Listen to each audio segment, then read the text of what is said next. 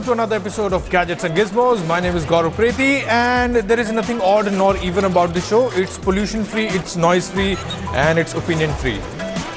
Well, actually it's not, because all we have is our opinion.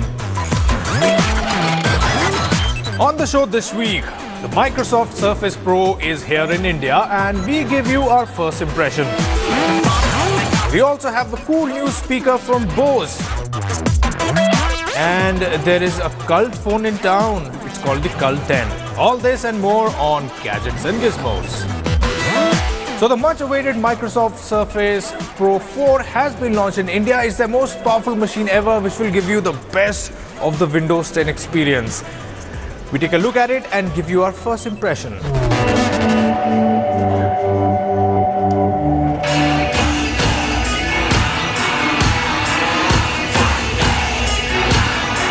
If you haven't noticed, the tablet market has been seeing a downturn of sorts. Even Apple's mighty iPad has been struggling. And the only tablet that has bucked this trend has been Microsoft's Surface. And the new Surface Pro 4 really defines that experience. It is the world's slimmest product to pack in a full Intel Core i7 processor. It's just 8.4mm slim, cool magnesium alloy body, and it's got a really nice display. It's got a 12.3-inch display, and overall it's a really impressive product because it's really powerful and it's really well designed and it's got a gorgeous screen.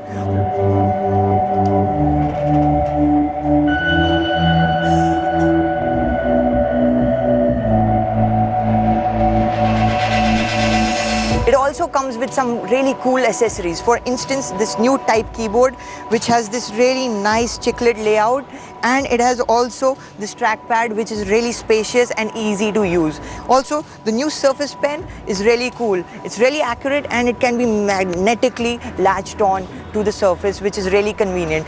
But again, it's really expensive at around 90,000 rupees for the base model. But still, on the Surface, it is utterly impressive. We will be reviewing this product soon on the show. Watch this space for more.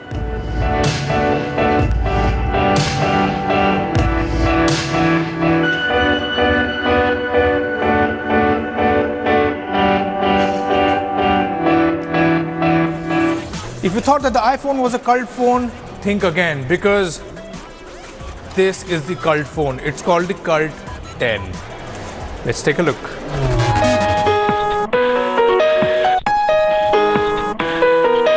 So this is the Kult 10. It's from a company called Kult. It's an Indian company, relatively new in the market, and I really appreciate the fact that they've put in a lot of thought behind this phone. First thing being that the design is really important. And of course, you really can't compromise on the specification and the performance. But design is very important, because if it's not a good looking phone, nobody's going to take notice. And if nobody's going to take notice, they won't bother buying it. And I feel it's a good looking phone. I really like the design, although it seems to have taken inspiration from the Lumia series, their budget segment smartphone. And where it's different is that it's not a unibody design. The back is removable. They've tried to give you a sandstone back feel. It isn't really sandstone, and it's a good looking phone. The display looks bright. I'm already impressed with the display, and I have taken notice and I shall review it further.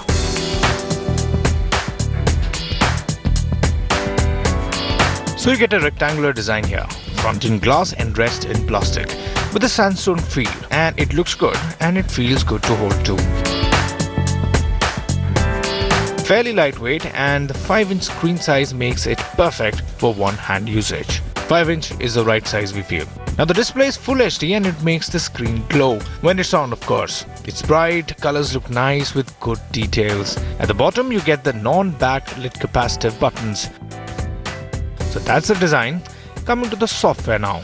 You have Android 5.1 Lollipop with custom UI that looks more like your stock Android only, so that's good. You also get Hola Launcher, which gives you a scroll down menu. Besides this, there are other preloaded apps that you can try out and uninstall later. Powering the device is a 1.3 GHz quad-core MediaTek MT6735 processor along with 3 GB of RAM. Now it's a very good combination, and it does well in terms of your daily tasks like surfing, calling, video watching, and multitasking is also handled pretty well. But if you're playing games like Asphalt, then you will see frame drops. So we'll say stick to Temple Run. So you get a 13 megapixel primary camera over here, and you have settings and all those modes to try out, which is pretty much standard these days.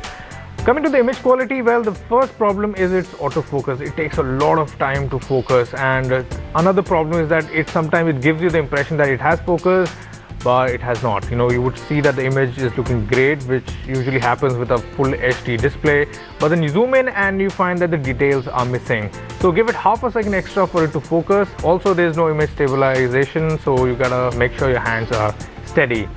Coming to the front camera, you have a 5 megapixel camera over there, which is at best average. So yes, for those selfies it works, but without any much of details or colors, just average.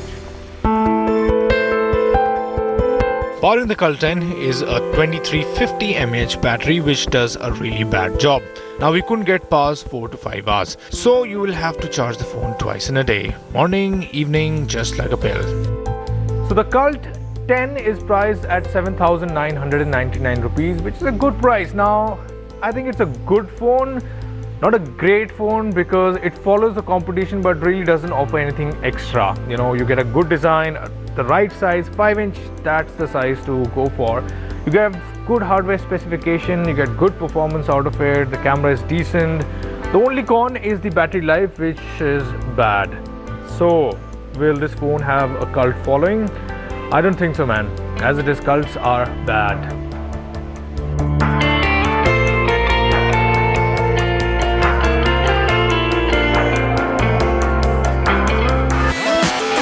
Well, now we know Sahil's fitness secret. Apparently, he goes for Zumba classes. That and the new Bose speaker. Take a look.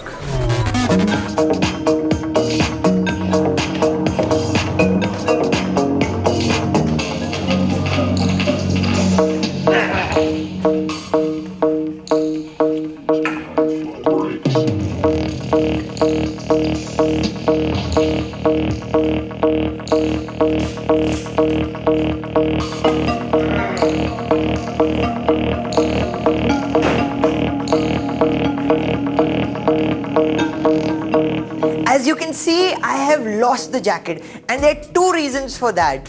Firstly, this Delhi winter, it feels more like an European summer. So basically, it's not cold at all. Secondly, I've been dancing a lot because for the last 2 weeks, I've been testing this new Bose SoundTouch 10 speaker, and it's been a lot of fun, but I've been sweating a lot, so I really needed to get rid of the jacket. Now, Bose claims that this little speaker is capable of some really cool tricks, and I have some really fascinating findings to report. Check them out.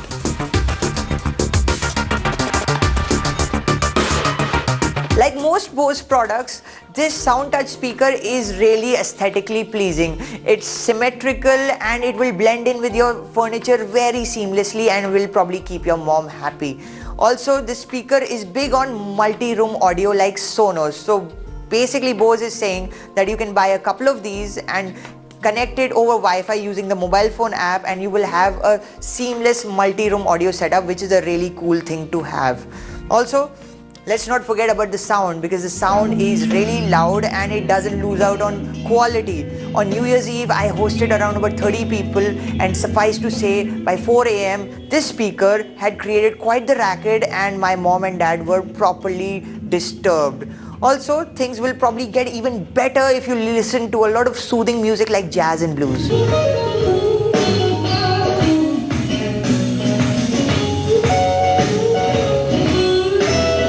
If the Bose brand is associated with good design and sound quality, then also exorbitant pricing goes hand in hand. And at 19,000 rupees, the SoundTouch 10 is perfectly expensive. Think about it. If you want to invest in a multi-room setup for 5 rooms, then you should probably do the math, because it's going to be really expensive and it's going to hurt. Also, you won't get the stereo effect that you get with traditional 2.1 speakers. For that too, you will need to buy 2 of these SoundTouch speakers, and that's again going to be very expensive. Instead, we recommend the Logitech Boom speaker because it sounds equally good and it's a good deal cheaper, which is always a sensible deal. Again, this speaker doesn't have a battery built in, so you can't use it like a normal dock, which is kind of a bummer. And lastly, the mobile phone app supports services like Spotify. And you know, Spotify is not available here, so that's kind of a redundant feature. We wonder why. Overall, the Sound Touch is geared towards a person who wants a multi-room setup, but also wants a brand like Bose and clearly doesn't care about the money being spent. This week we review Tormentum Dark Sorrow.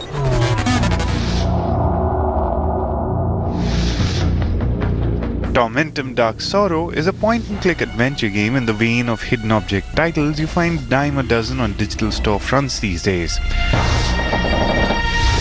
But what sets this disturbing trip apart is its gritty, dark visual style that's inspired by the works of H.R. Geiger and Beksinski. Now, I have to admit that I didn't know who Beksinski was before playing this game. And now that I know, well, I'm not quite sure what to make of it. This dark, almost surreal setting benefits a lot from these inspirations though. Nearly every screen you come across is beautifully detailed and depressingly dark. Some might even end up giving you nightmares.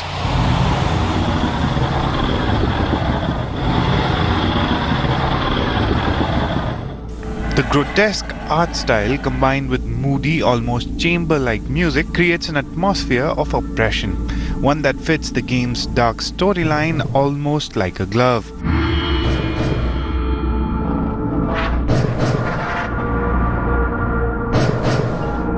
At its very best moments, you feel the pain and torment through the eyes of your hooded protagonist, and the detailed artwork gives you incentive to play on just to see what twisted art lays ahead. It's unique, detailed, and depressing at the same time.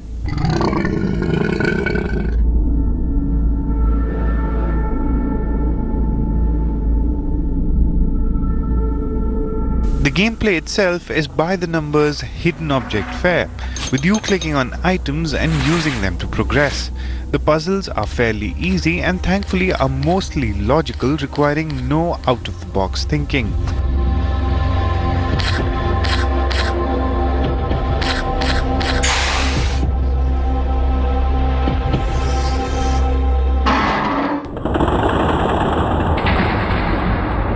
The few moral choices that you have to make in the game are also fairly easy to decipher.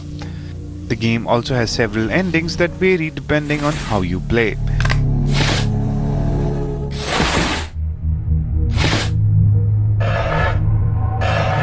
While this is definitely a unique experience, it isn't something that will appeal to everyone.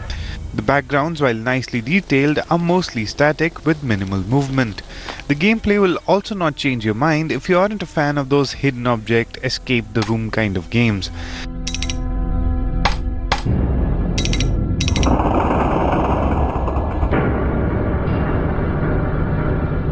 Some players might find themselves bored if they aren't a huge fan of this genre.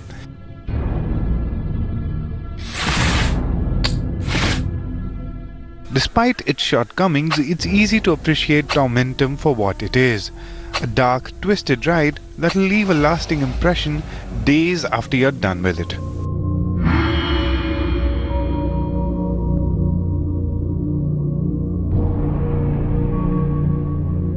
Time to find out what's making news in the world of technology. It's time for Tech News.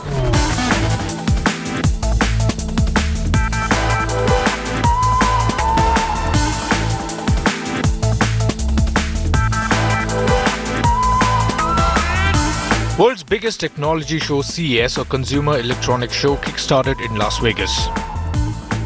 The show offered more than its fair share of robots, gadgets, and good ideas.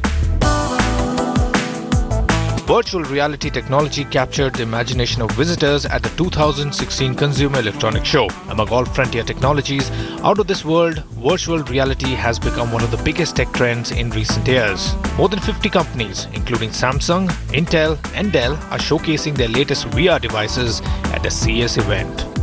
Intel unveiled a device which enables a user to draw pictures through coordinated body movements. Nikon exhibited a new video recorder which combines VR and 3-dimension technologies.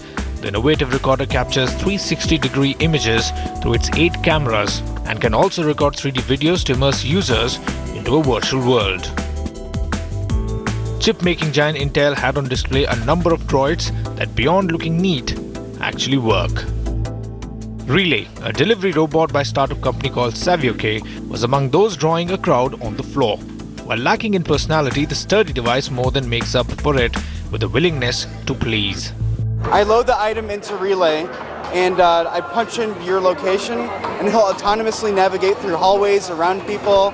He'll even use the elevators in buildings. An early star of this year's CES is Ninebot, a personal robot built on Segway hoverboard. This is capable of moving around and identifying stuff. It can respond to voice command and it can stream stuff to your phone. The droid, which looks like it's direct from central casting, features the ability to move around, voice recognition and streaming video technology thanks to its 3D camera. Startup Uranium is offering technology that uses 3D infrared camera to put gamers in the game and in the process raising the enjoyment factor. I mean, they have fun and want to play with others, they want to play with their friends, they want to share it. It's more fun for everybody. Other items of buzzworthiness include Deforia's personal tea brewing system that allows you to customize your perfect cup, and Samsung's Hub refrigerator that has a built-in camera so that you can check what's in the fridge without being home. Startup electric car venture Faraday Future reviewed a technology-heavy concept race car it hopes to develop into a range of connected vehicles that can challenge luxury rivals like Tesla and Audi in the growing global market for non-gasoline cars. The California-based company, which has backing from Chinese billionaire Jia Herting, has remained tight-lipped about its plans since its launch 18 months ago. The startup unveiled its eagerly anticipated concept car. The prototype is one that offers the potential of several platforms. The company also denied that the main competitor would be Tesla, whose premium Model S electric vehicle has shaken up the traditional automaking industry. Like Tesla, Faraday will target buyers of luxury gasoline-powered cars to expand the still tiny EV market in the United States. Alright, with that it's a wrap. We hope you enjoyed watching the episode. We'll be back next week with more of Gadgets and Gizmos.